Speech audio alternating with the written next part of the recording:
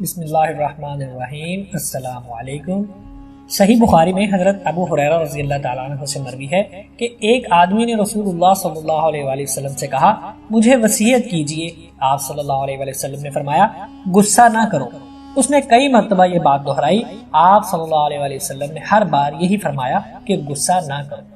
مسند احمد میں صحیح سند کے ساتھ احنف بن قیس سے روایت ہے کہ ان کا ایک چچا تھا جس کا نام جاریہ بن قدامہ سعدی تھا۔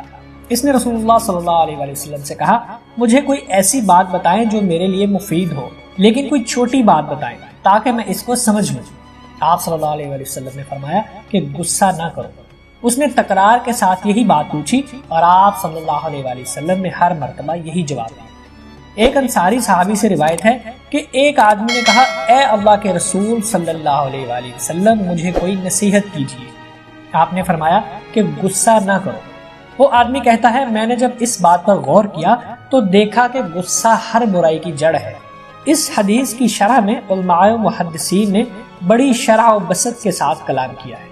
حافظ ابن رجب رحمۃ اللہ علیہ فرماتے ہیں غصہ نہ کرو کے دو مطلب ہو سکتے ہیں۔ نمبر ایک، آپ صلی اللہ علیہ وآلہ وسلم کی مراد یہ ہو کہ کرم، سخاوت، بردباری، حیا، عاجزی، برداشت، درگزر، خندہ پیشانی، خوش گفتاری اور غصہ پی جانے جیسے اخلاق حسنہ پیدا کرنے والے اسباب اختیار کیے جائیں جن کے ہوتے ہوئے غصہ ختم ہو جاتا ہے۔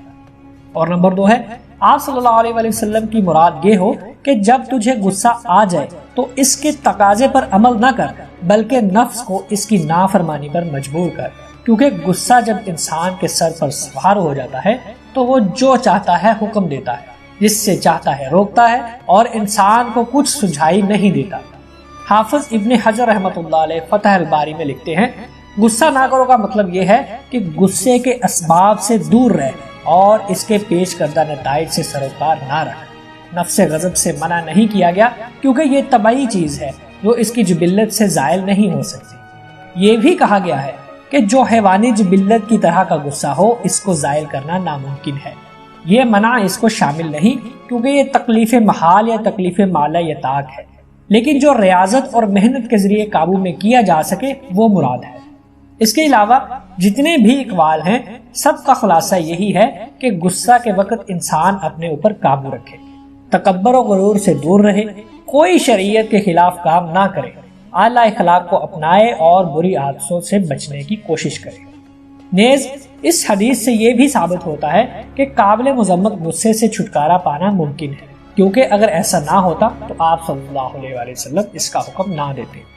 اللہ تعالی ہم سب کو شدید غصے سے بچنے کی توفیق عطا فرمائے، آمین یا رب العالمین۔